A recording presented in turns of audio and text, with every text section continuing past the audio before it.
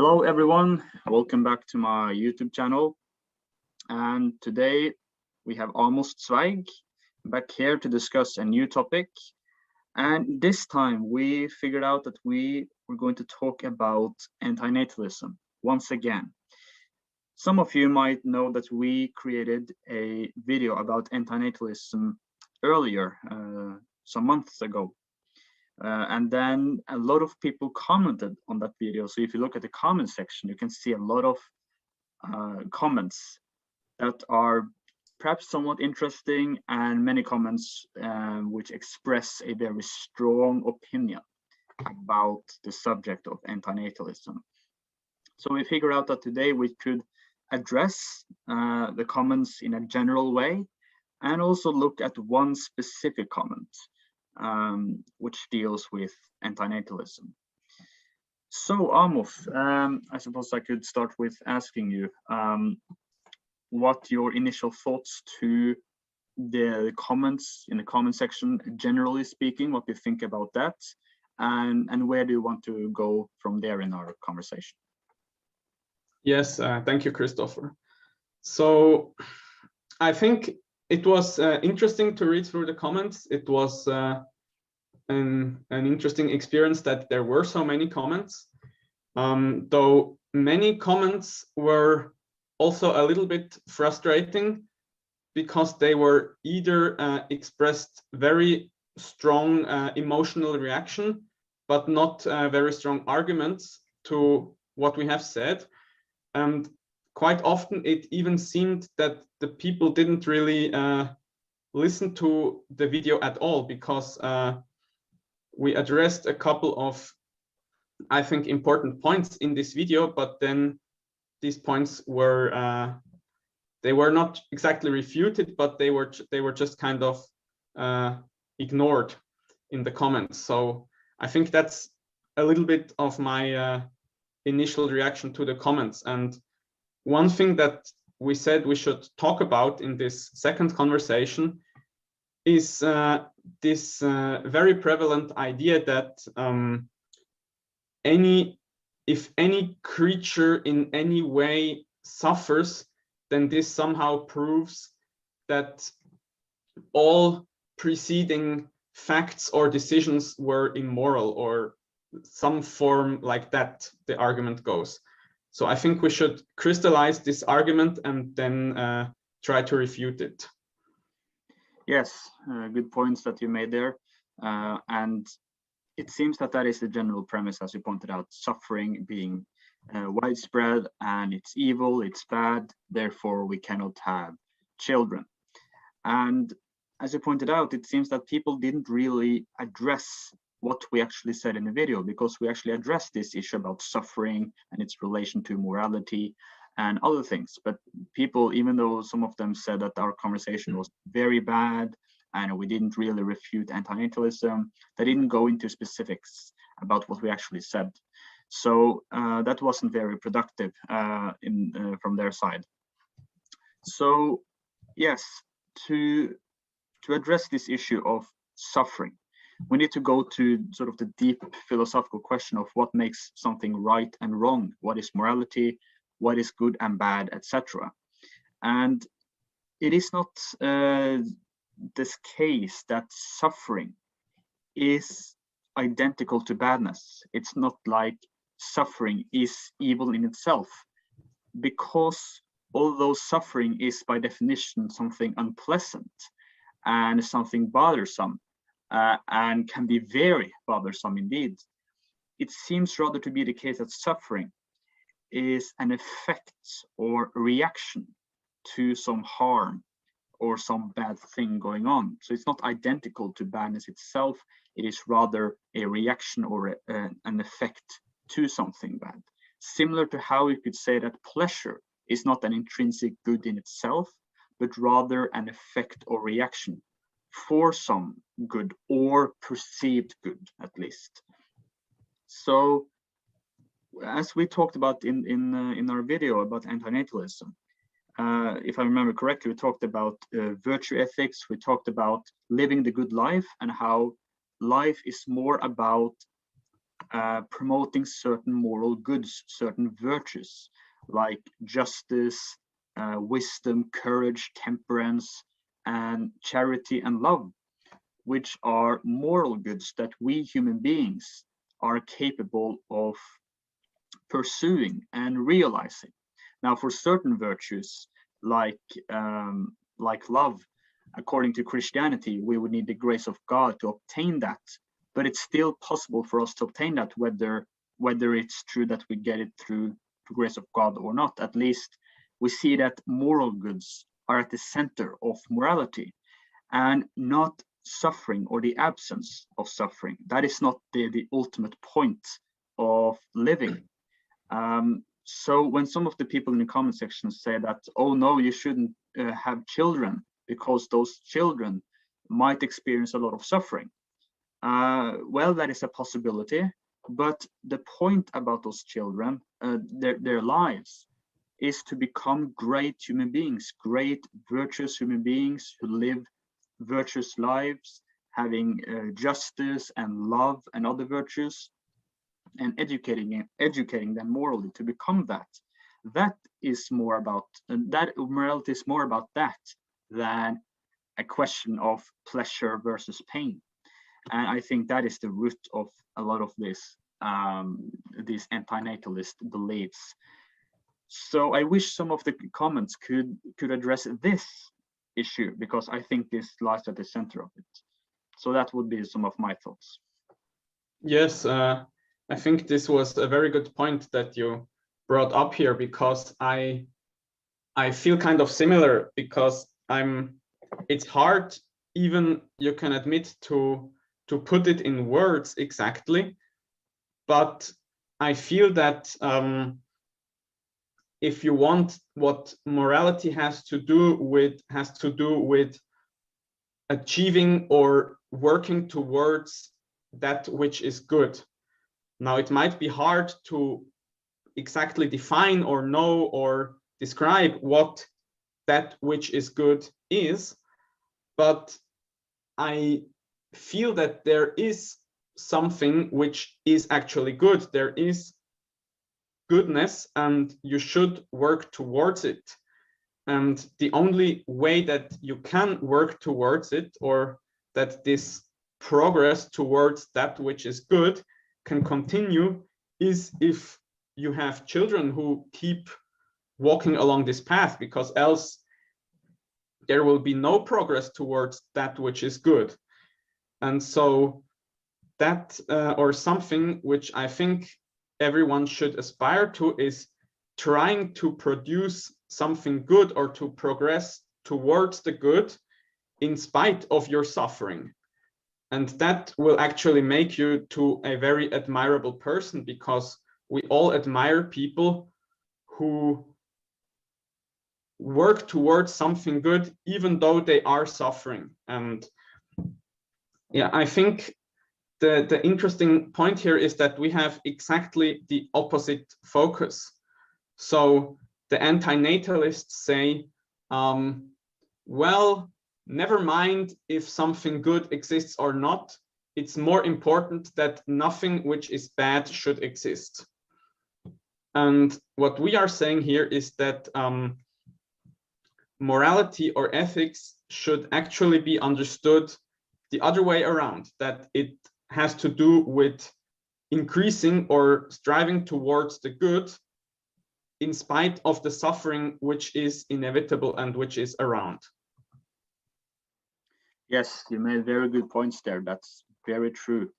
And when we realize that virtues, a morally good person, when that is a good in itself that we should value, then it makes very much sense to advocate for people having children, or at least say that having children is a good thing, because now you produce new human beings who can produce more moral goods and virtues and bring that into the world and into reality. And that's why you could say that human living and human life is something good in itself, because you have this at least the capacity for moral goodness inherent in our nature, and therefore that makes us valuable, and it makes our life valuable, even if you experience suffering. And also, when it comes to suffering, a person who is suffering is able to use his suffering to achieve some good. Suffering can actually be used for good things, and that is something apparently many anti-natalists don't really realize, perhaps, that you can use suffering to become a better person, to, as for instance, Catholic theologians will say, you can use suffering to purify your soul of vices and immorality. You can become a better person, and you can go away from bad habits through certain sufferings. And also, I think many people would admit that if you see a person who is willing to sacrifice certain pleasures and willing to undergo certain sufferings to promote some good, let's say you have a parent who sacrifices a lot of convenience and pleasure for the good of his or her children, that is very admirable. And to take an even more extreme example, if you have a person in war who is sacrificing his life to save an innocent civilian, or experience suffering in a very intense degree in order to save a civilian life, many people will say that that's noble, that's admirable, that you're willing to do this for the sake of preserving the life of some other human being. Or according to Christianity, if you're willing to undergo suffering for the love of God, would be considered very admirable and noble. So you also see that suffering can actually be used for goodness, and that also puts the whole issue into a very interesting perspective, which, as you pointed out, gives us a completely another focus, as well as another perspective on things than the anti-natalists would. Yes, I think one very important point which you have said is that life is something good in itself, or life is valuable in itself. And I think also, according to Jordan Peterson, what he talked about a lot, this is perhaps the most fundamental core belief of any kind of religion, basically. That, for example, in Judaism and Christianity, in the beginning, God created the earth, and then after each sentence it says, and God saw that it was good. So, and this is really this belief that you are kind of called to, you have to take this as an axiom that life is actually good. It is better that there should be life than that there should be nothing. And also, following that, then it is up to you to understand how life is good. So perhaps something bad happens to you, and now you have essentially two choices. You can either say the world is bad and everything is bad and it would be better if nothing had ever existed, or you can say, this thing happened to me and it was very unpleasant, but everything has a good side and a bad side, and so now I am trying to find the good side of this bad thing which happened to me. And this goes very much to the point that you made, that suffering can have a use because it can help you become a better person, because you can learn something from it and then become stronger and perhaps avoid that the same thing will happen to you and even maybe to other people in the future. So I think this is a very important point. And also, as you were talking, I just had this thought, if you can compare two people, because yeah, you said it's admirable if someone sacrifices himself for someone else. And so if you compare two people, you have person A on the left side who just does nothing, and then you have person B on the right side who voluntarily takes suffering onto himself in order to do something good for others. Now, which person is more admirable? And I actually think that what we spontaneously admire is also it's kind of like a compass that points in the direction of what is good or what is moral. Right. Yes. Very good points there. We see that living the good lives, doing certain things for great purposes, undergoing suffering for great purposes, those are admirable and noble things. And we see that morality is about objectively becoming a good person, a virtuous person. And it's not a question of experiencing pleasure versus pain. And that is important to correct that viewpoint.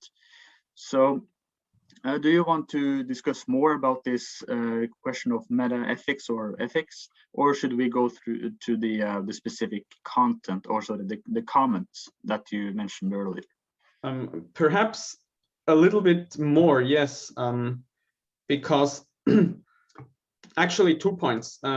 One is that which you just now said, that it's not so much about experiencing pleasure or experiencing pain, because I think we could touch upon that a little bit more in connection with the currently very, very widespread philosophy of liberalism or of individualism, which doesn't give people basically a compass for what they actually should do. It only says you are free to do anything you want. And so the most immediate thing that comes to mind is, well, then I will do everything which makes me feel good, or which gives me good sensations or good feelings, or which satisfies my pleasure or anything like that. And then if you start going down that path, then you realize, well, no matter how much pleasurable sensations I have, I'm still afraid of all the suffering that I will quite certainly experience in the course of my life. And then you start thinking, all of these good feelings, all of these good things that I ate, and all the sex and the drugs and all this stuff, it might not be worth the fear that I experience from this suffering. And I think then you come to this conclusion that it would be better to never exist, because the suffering is worse than the joy of just feeling good sensations. But this is actually a problem, because if you don't have a positive goal to which you work, then your anxiety starts to increase and your positive emotions decrease, because it actually is important to work towards something that you feel is good, and not just try to satisfy your lust or your short-term desires. So I think that's one important point here as well. Right. Yes, that's a very good point that you brought up there. And also, I would say that returning to this metaphysical issue of what goodness really is, it is about pursuing and realizing things that are good according to his or her essence. What is good for human beings to flourish as human beings? And we see that a virtuous human being is one who actually realizes what is good for his essence as a human being, both body and soul. And we thus see that there are objectively true answers for living a good life. It's not simply our subjective experience and that determining everything. No, it's about us as human beings and the nature of goodness itself. And thus, if we want to become literally good human beings, we need to do things that is proper to our essence, the essence of our body and soul together. And thus we have these virtues like wisdom, courage, temperance, and charity, etc. And that is an important metaphysical issue. And when you think in those terms and realize there is an objective standard by which my actions are determined, whether they are a standard for right and wrong based on objective fact, that changes the game. Instead of having pleasure in the moment, or a lack of pleasure in the moment being the issue, you have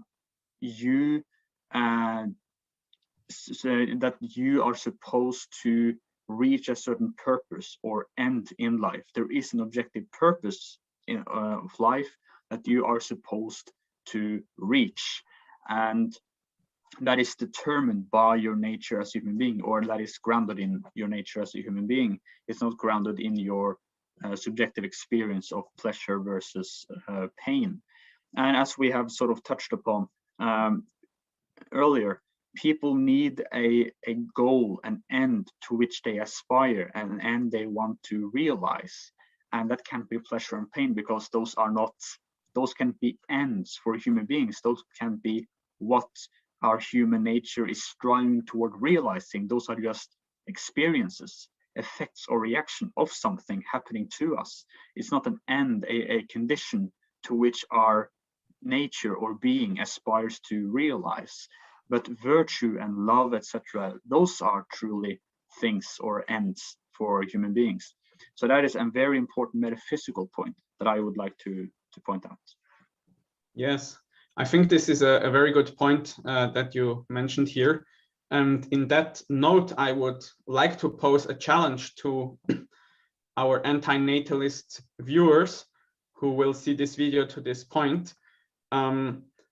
Perhaps if you want, then write in the comment what, according to your understanding, would be actually a state of existence that would be good for human beings. So what is the human nature, according to your understanding, and what goal or purpose or state of life follows from this that should actually be then aspired? Because I think this is the important question here. And I have just one more remark, and then I think we could go to this other comment. So for me, it's obvious that suffering exists and that people want to avoid suffering or don't like to suffer. And in that sense, that yes, this is obvious. Now, the question is, what if we could make something or experience or find something or some meaning which is even greater than this suffering, so that in the end you can say, yes, there is suffering, but still life is worth it. I think this is a very good aspiration to have, and it's much more, it's much grander, and it's also, I think, I don't know, it's more hopeful or optimistic than the anti-natalist perspective. Yeah, that's an interesting point. I would sort of say that when it comes to the status of suffering, I would say that it's experienced as bad, but metaphysically, objectively, it is the effect of something bad happening to us instead of the bad thing objectively in itself. Yes, indeed. One remark I could share before we go to this comment with these premises is this challenge that was given to us in one of the comments, if that's okay to you to just briefly comment on that first, because one of the persons commenting said to us in his comment, here is one of the basic argument of anti-natalism. Try refuting this. What gives you the right to decide for a future being, whether she should come into existence or not, when you are aware that she is going to suffer in one form or another? So it seems that the challenge which this person is giving to me or both of us is what gives us the right to determine that a human being can come into existence and have the possibility to suffer, and according to this person will suffer at least in one form or another, which is true. What gives us the right to make that judgment and determine that this is in fact going to happen? Before I let you respond to that, my response would be that life must be understood as a gift, not a burden. And to bring about the existence of a human life, since, as we talked about, human life is in itself valuable, it cannot be understood as a bad thing to give life to someone. It is objectively a gift. Even if the person who is born, even if that person, say, becomes an anti-natalist later in his life and rejects that judgment that his parents made, and says, oh, I shouldn't have been born. That was a bad choice. They shouldn't have made that choice for me. Still, objectively, despite his personal opinion, it was a good thing for him to exist because life in itself is valuable.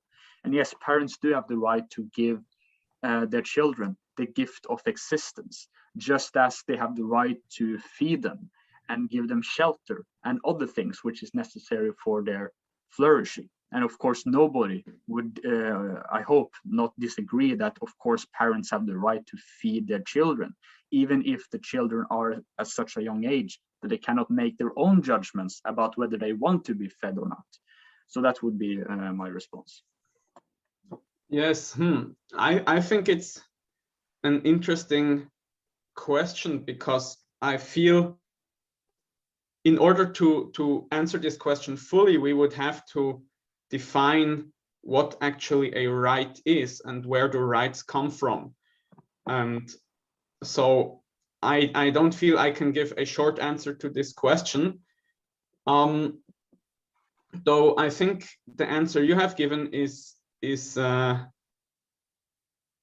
goes very much in the same direction as my kind of intuitive answer, which has to do with this point that I have made before, that one of the core beliefs I think that you must even have in order to live well or live in this reality is this decision that life is something good and life is something valuable, and it is up to me to find the meaning or the value or the good aspect of these things, and then yes, to find these things. And this is not easy, especially if you live kind of a very horrible life, like you get thrown into a concentration camp and get tortured every day. I'm not saying this is easy, and I'm not saying that I could do it under any circumstances, but still I feel that you have to maintain this axiom. And I think this is a good point to go to the second comment, because there is one of the statements that this person made will have to do more with this point here. Yeah, you're thinking about the comment with those premises? Yes, exactly. Right. Yes, interesting points you made there. And yes, we could move on to this comment if you want to. Yes. So how should we go about it? Should we discuss? So this person wrote 7 premises and then a conclusion, but it's kind of formulated like a syllogism, but we both thought that it's not really a syllogism, but still some of the premises are interesting, and therefore perhaps we could just discuss them one by one. Yes, I suppose we could do that, and yes, go through each one of them and comment at least briefly on them. So I can begin reading the very first sort of premise. So he's writing P1, premise 1, negative utilitarianism. If an action leads to less suffering, it needs to be adopted. Extinction of all life leads to zero suffering. So do you want to share your thoughts first, and then I'll share my thoughts? Yes, I think we have actually already said everything that is to be said to this premise in the first half of this video, where we said, yeah, that you shouldn't focus on the avoidance of suffering, but on the achievement of something good. Right, that is the goal of morality. That is the center of it. And sure, alleviation of suffering is good, but sometimes suffering accompanies certain moral goods, and in those cases, it becomes something different. So we cannot just say that, oh, we need to alleviate suffering absolutely, and never can it be anything else but that. No, sometimes there are other things at stake, and of course, as we have said, suffering itself is not bad in itself. It's about moral goodness and the achievement of moral life. Yeah. Yes. So I will read premise or statement number 2. Pronatalism leads to anthropogenic acceleration of extinction of life by increasing pollution, climate crisis, deforestation, etc. So basically what this says is, if people have as many children as possible, then they will pollute and destroy the planet faster, and this will accelerate the extinction of life. So what do you think of this statement? Well, if you truly get rid of all life, then you end up with no suffering. That is very true, because in order to have suffering, you have to have someone who is experiencing that suffering. However, that does not mean that we need to get rid of all life, because as we've said, it's not suffering that determines right and wrong. That is not the issue. And by the way, to clarify something I said right before about suffering and alleviating suffering, I would sort of modify my statement about the alleviation of suffering and say that sometimes the alleviation of suffering can be good, but sometimes it can be bad to alleviate suffering if that reduction in suffering leads you to do certain immoral things. So that is also something that can be kept in mind. Now, of course, this specific issue can be discussed further, but at least we see that, as we pointed out, this anti-natalist premise that, oh, suffering is the bottom of it, we need to get rid of it, that's not how we should view morality. So even if, as is true, extinction of all life, even if that truly leads to no suffering, which is true, that doesn't mean that we should do so, because also we get rid of all moral goodness as well as all experienced goodness or pleasure, even though pleasure is not the standard of morality either. It's also worth pointing out that you get rid of everything good, moral good and experienced good, and that's something that is bad with making everything be gone. Yeah. Yes, so basically to the premise 1, what you're saying is that sometimes suffering is necessary for achieving a good, and thereby is actually worth it, because the good is worth more than the suffering is perhaps experienced as negative. Right, you could say that. I would say that experiencing suffering and achieving goodness are on different metaphysical levels, so it cannot really be compared. But yes, suffering can be, as you said, necessary for certain goodness. So we see that it's not about suffering; it's about moral goodness. Yes.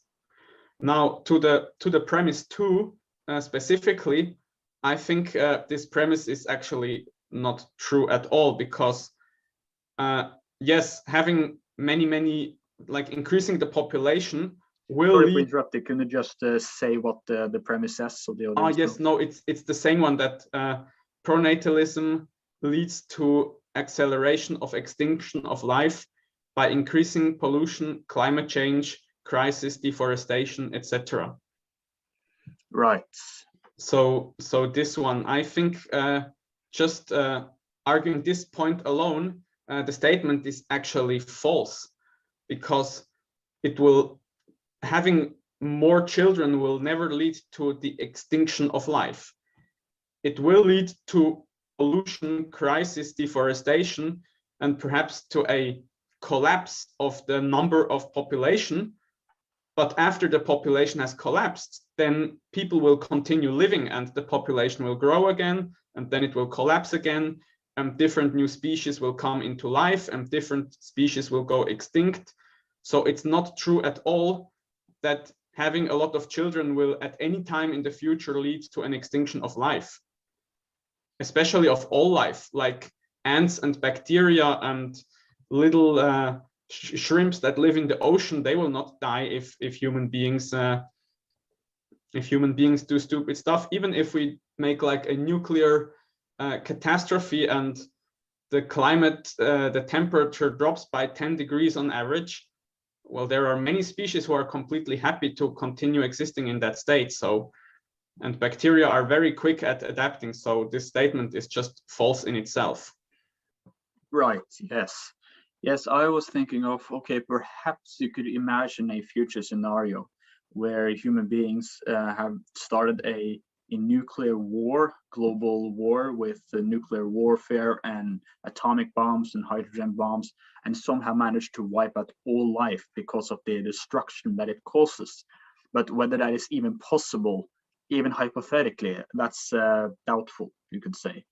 And even if, as you say, even if something terrible happens that make all human life disappear, there will still be a lot of other kinds of life, from big animals like bears and birds to small bacteria. So yes, that premise is not something we can accept. And even if you can argue that human beings cause damage to the environment, we pollute, and of course pollution and injury to the environment that happens in the world, that's true. But that doesn't mean that we'll get rid of all life. And it doesn't mean that anti-natalism is true either. Right. So let's go to premise 3 or statement 3. Pronatalism has led to extinction of some species, while anti-natalism cannot save non-human life forms from existence. So what this means is that because human beings have multiplied so much on the earth, they have extinguished some other species, like the mammoth, for example. But anti-natalism, so if all human beings stopped existing, then other life forms would still continue existing. So I think that's true. So I have nothing to say to that. Right, yes. So he might make that statement, but I don't see how that proves anti-natalism or is relevant to the argument. He just states something that can surely be true. Yeah. Okay. You want to read number 4? Yes, right. So premise 4 is anti-natalism is logistically impossible to achieve voluntary human extinction, and it will only result in reduction of empathetic genes from population, leading to more suffering. Right, so as you pointed out earlier when we discussed this comment, the point seems to be that anti-natalists, since they will not have children, they will become a lesser and lesser part of the whole human population, because the pronatalists will, at least some of them, have certain children and procreate. So thus you cannot say that anti-natalists can somehow get rid of all human population through a voluntary human extinction where everyone chooses to not have children, because that's not how it works demographically or with these population truths. Yeah. Yes, exactly. And that's the first point that you have said here. And the second point is that if people who care strongly about suffering don't have children, and people who don't care about suffering continue to have children, then over time, people on average will become less empathetic, because the genes that are not empathetic will spread through the whole population. So this will in the end lead to more suffering, because a bigger percent of the human population will not care if someone else suffers. Right, so the only way I can see that this can be different is if somehow the anti-natalists manage to convince everyone, or almost everyone, to not have children and become anti-natalists. Then that could be something different, but that's not something we can expect to happen in the real world. No, and it would actually have to be everyone, because if there is just one village of people who continue to have children, then they might spread back over the whole world in the next couple of million of years. So yeah, it's a big problem for the anti-natalist. Right. Okay. Premise 5, pronatalism accelerates extinction, while anti-natalism leads to sustainable Earth. Yeah, well, he sort of already made those points from the earlier premises, so I'm not sure if he says anything new here, but yes, I would, as we said earlier, we don't accept those premises. Yes, I think that the first premise, that pronatalism accelerates extinction, this one we have said is not true. And the second one, anti-natalism leads to sustainable Earth. I think if he means that all human beings stop having children, then this might be true, though I don't actually know what it means.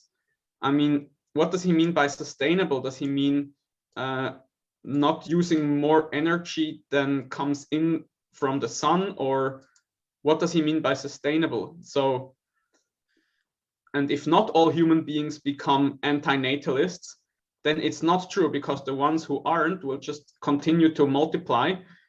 And so it might still be unsustainable for a time until the society collapses. So I'm not sure what the second half means. I think he's trying to say that when you get rid of human beings on Earth, and Earth will be sustainable, because now we don't have human beings polluting things and doing injury to the environment. So I think that is his point, but he calls that anti-natalism when it really means just the absence of human beings on Earth. Yes, so I mean, in that case, yes, you will not have any man-made effects, and you will not have any fossil fuels or some stuff being used if there are only animals. So then that would be true. Right, so he has a point there. Yes, but as we said there, the earlier points are not true. Premise 6, since VHEM. Okay, that's what? Voluntary human extinction, I think. Yes, voluntary human extinction movement, I suppose. Oh, yes, yes. Yeah, I heard about those. They essentially attempt to have a plan that they are voluntarily not going to have any children at all, because they want to take care of the Earth, essentially by not having children. So he says, since it is impossible, timeline to human extinction will be higher, and the number of humans over the time will be higher compared to a pro-natalist world, which has depleted resources on Earth compared to sustainable Earth, anti-natalism. Okay, so it seems like he's comparing a pro-natalist world and an anti-natalist world. But I'm not sure what it means by timeline to human extinction will be higher and the number of humans. Yeah, I'm not quite sure which situation he's referring to there. Yes, I also really don't understand it. Perhaps timeline to human extinction will be higher means that it will take a longer time to achieve human extinction. Take a longer time if pronatalism happens? I think he left out some periods and commas, so it's really hard to understand what he's trying to say. So voluntary human extinction movement is impossible. Timeline to human extinction will be higher, and the number of humans over the time will be higher compared to a pronatalist world, which has depleted resources. Aha. Okay, so perhaps he says, if you have this voluntary human extinction, no, if you have pronatalists, then people will have lots of children and they will deplete the resources, and then there will be less humans. So if you start now with this voluntary extinction movement, then it will take a longer time, because now there are more human beings. But it doesn't really make sense to me, and I wouldn't agree with what I have just now said, so I don't know. Right, it reminds me of this idea of accelerationism, the idea that you should accelerate bad things happening in society, because then society will more quickly collapse, which then lead to something better in the future, essentially. I'm not sure if that is, yeah, right. So it seems like he's saying something similar to this.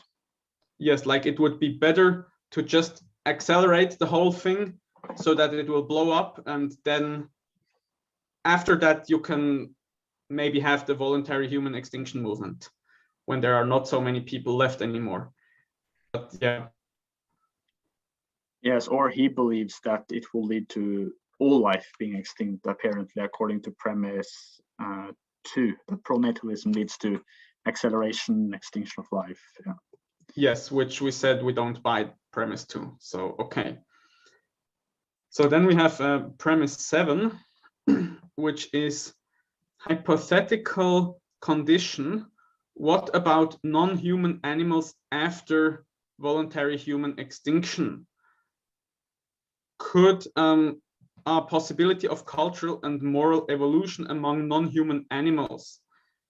So he basically says if some non-human animals then evolve to being more and more conscious, then in fact still there would be conscious life again, and there would be suffering of conscious life again.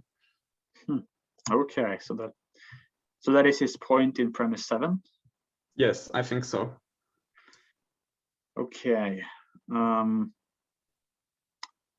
Right, so I'm not sure what he's going to do with this statement in the argument, but we'll perhaps see when we'll read the conclusion where he's going with all this.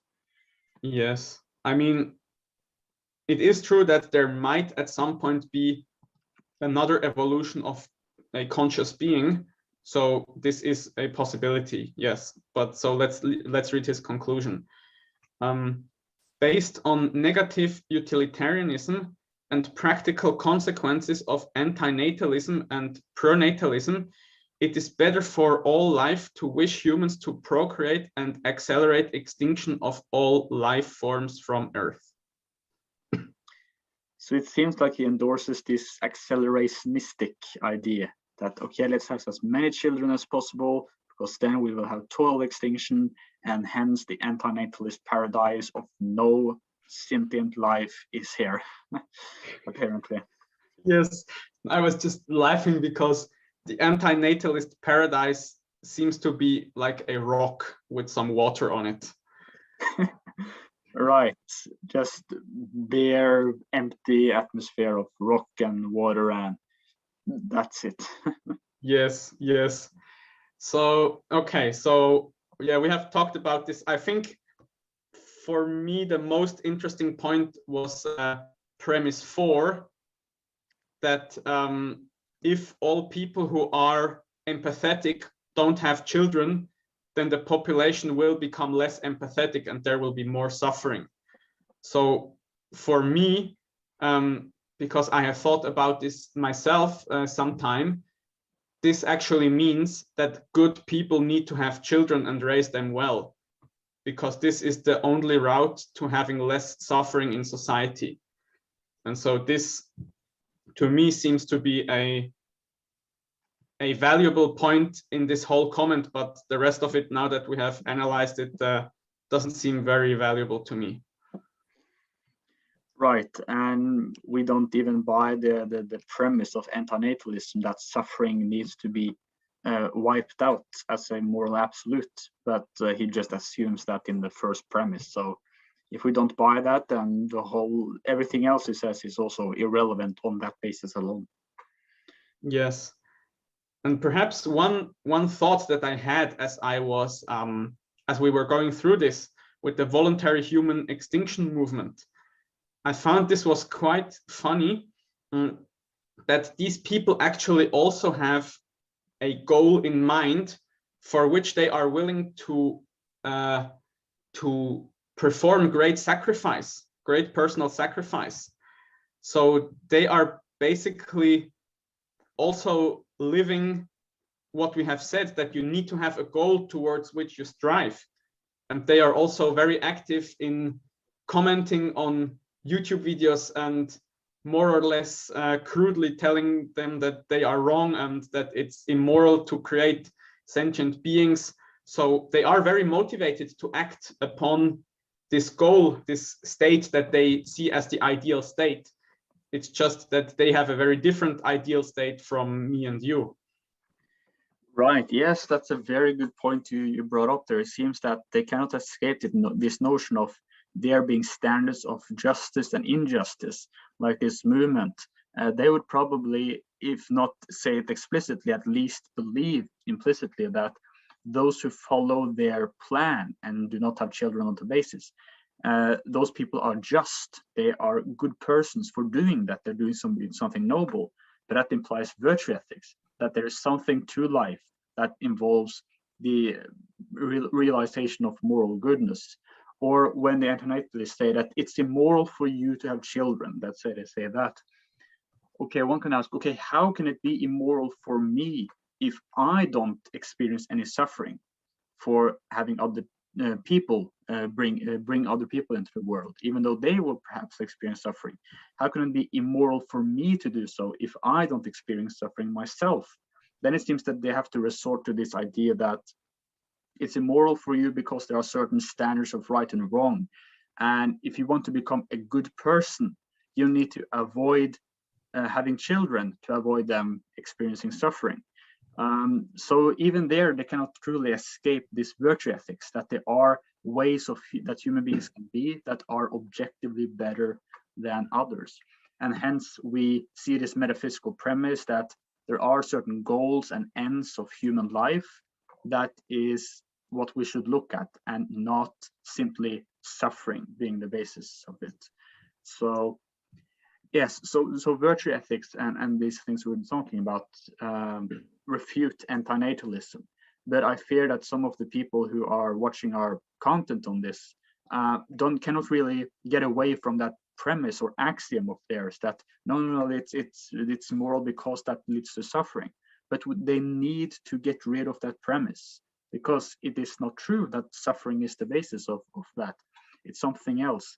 And once you admit that, or profess that it's not about suffering, it's something else, then yes, you can see anti-natalism being false. Oh, that's great. That's a great argument that you formulated there, because their first premise is that basically the reduction of suffering is the goal. But then, as you said, if you say, well, I experience life to being a net positive and therefore I plan to have children, then they say, no, there is an objective moral standard which says you should not have children because these children could experience suffering or be unhappy with existing or something like that. But then if you say that there is an objective standard of good and evil, then this means that every human being should do that which is good. And now, so far, I think this was your argument and it's a good one. And now I was trying to think further, but I cannot fully finish the thought. But it seems to me like there is somehow an innate contradiction in saying that there is a law of something which is good. So basically, this certain behavior should exist, but this behavior leads to no more human beings existing, and therefore the behavior itself also doesn't exist anymore. So how can you define something as being good and therefore desirable, but this thing which is desirable then leads to the desirable thing no longer existing? There seems to be a kind of contradiction there, but I'm not sure if I made it precise or if I missed something. Could you sort of repeat that contradiction you think about again? Because I'm not sure if I totally understand it. Yes. So let's say there is this moral rule that you should behave such that there will be no more suffering in the future. Then this behavior would be a good. So if you actually behave in this way, then you would be doing something good. Now, saying that something is good is synonymous to saying that it should exist. So you're saying this behavior should exist. But if all people follow this behavior, then there will be no more people, and therefore the good behavior will not exist anymore. So how can you define a behavior as good, which in the end eliminates itself? There seems to be a contradiction there. Yes, that's a very good point. That you according to this idea, you would have a moral rule or an end, and the end involved destroying yourself. So you're the end involves destroying itself. The end destroys itself. Right, because it destroys the foundation that it rests on, you would say, yes. Yes, and therefore it cannot be a permanent end or a permanent good. Right, exactly. It's like saying that you should aim at destroying yourself. It's related to that, I would say. And anti-natalism involves the absence of human beings as the end in mind. So yes, it doesn't work at all as a sound metaphysical view of morality. Yes, that's the point, because you're saying this is the objective standard of goodness. But then this objective standard undermines itself so that it no longer exists in the end. And therefore it cannot be an objective standard, because if it is followed, then it no longer exists at some point. Right, exactly. So yes, then you have an end, which requires that the end is not achievable when it is actually achieved, in the sense that, yeah, perhaps you could say that the end is empty, because when you actually achieve it, there is nothing to achieve, because now no human being exists anymore, if you see what I mean. Yes, I would formulate it a little bit differently, that the end eliminates itself. And so even if it may be an end that you strive towards for a certain time, after the end is achieved, then it no longer exists. Yeah, would you say that the end is the absence of all human beings, or rather, okay, because you could say that the end does exist in this scenario there are no human beings, so the condition that is the content of that end actually exists, even if the human beings that aim for that end do not exist. Yes, okay, I see your point. No, yeah, that's true. That which no longer exists is someone who is striving towards that end. Right. So I would sort of say that the problem there is with anti-natalism is that you're saying human beings should aim at something which requires their own destruction, which requires that they are not able to aim at anything anymore, if you see. Yeah. Yes, but no, it's true, because let's not call it an end, let's call it a goal. So the goal is that you should get rid of all suffering. And now, or that you should get rid of all life. Now, a goal can only exist insofar as there is a conscious being striving towards a goal, or having this goal in his mind. A goal does not exist in the world like a rock. Well, I would differ somewhat on that, because of Aristotle's teleology would say that there are purposes inherent in things, not in the sense that they are thoughts in the things, but that they are conditions which they strive toward. But perhaps that's another discussion or digression. But even then, yeah, let's keep that on hold for a second. But if the goal exists in the mind, or as a state of mind, then the goal no longer exists after it is achieved that no life exists anymore. Right, if the goal is a state of mind, objectively, you mean? Right. Yeah, in that case, that would be true. But I think people would say that the goal is not that state of mind. It is merely the absence of life. That is the goal, and not your mental condition. So I think people would differ on the status of what that goal is ontologically. Yes, I mean, that's true. But still, they are saying that this is an objective standard of morality. Right, to aim at that goal. Yes. Yeah. Yeah. I think I'm not getting any further. So perhaps you will have to cut a little bit out, and I will leave this for later. But yeah. Yeah, that's okay. It's an interesting discussion we have here. Perhaps we can return to this on in another conversation one day. But at least we see that there are issues that are very important when it comes to the whole issue of anti-natalism, and we see problems with its morality. And yes, are there any more points or remarks about anti-natalism or comments in the comment section that you want to address?